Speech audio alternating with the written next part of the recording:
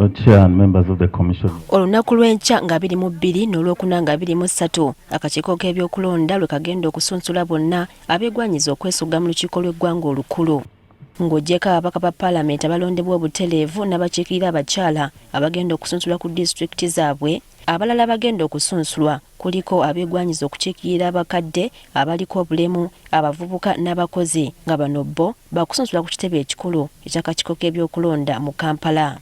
Okusinziira ku mateeka agafuga ebyokulonda waliwo obukwakkulizo obuteereddwawo omuntu okusunsulwa nga talina kimukuba ku mukono. Ku mateeka gano olina okubeera munnayuganda era omulonzi mu kifo gye weesimbye, olina okwetuukira mu buntu, olina okuba n'ekirayiro ekikakasa amannya, emyaka, omulimu gw'okola n'egyobeera, olina okuba n'emikono gy'abantu 10 abakusemba okwesimbawo, olina okuwerekerwako abantu 2, olina okuba ng'osasudde ensimbi obukadde 3. Abasembeddwa ekibiina olina okuleeta ebbaluwa yaakyo. Tuli mu rujisita y'abalonzi bonna. Kwegayiridde tuyonoona ssente z'obukadde 3 genda kwewandisa. Mujjukire nti ssente ezo omala zisasula bw'oti pa tezidda. Bw'omanyi empapula zo z'obuyigirize zibulamu. Tugenda kusasula ssente zaaki. Wano ssente w'akakiiko k'ebyokulonda Justice Simon Byabakama wasinzidde n'asabye ebibiina by'obufuzi okukakasa abo abaweereddwa kaadi okwewala obuvuyo. Osanga district registrar w'ekibiina ng'ataddeko stamp n'omukono ku mpapula za aspirant ng'akakasa nti yakutebendera. Naye ate enkeera Secretary General n'awandiika naga nti oyo si mutuufu. Okusinziira ku Byabakama, abaana babasunsuddwa baweereddwa ebbeeto okuba olukuŋŋaana lumu lwokka okwanjula manifesito zaabwe eri abalonzi nga baakamala okusunsulwa okutuusa nga 10 omwezi ogujja kakuyegerwa naggulawo mu butongole. Campaigns zijja kutandika ennaku 10 ku abo beesimbyewo ku bifo bya local government na parliament. Campaign zammwe tezitandika lunaku lwankya oba ku lwokuna.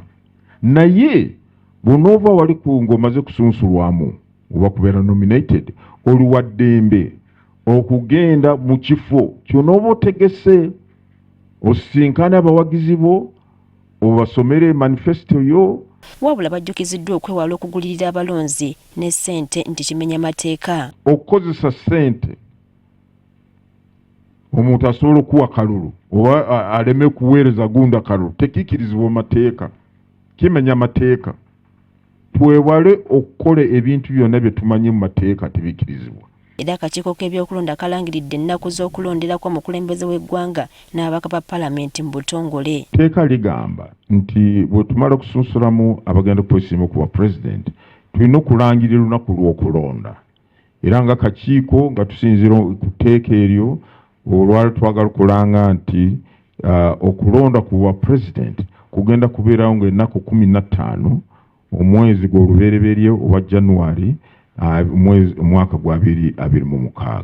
Ate zo campaign zakomekerezebwa ng'ennaku z'omwezi 13 omwezi ogwa January. The campaign zirina okukoma nga wabulayo ssaawa 48 ng'okulonda kubeerewo. Kati bw'obala essaawa 48 kuva ennaku 15 kitegeeza nti campaign zirina okukomekerezebwa ennaku 13 January si 12.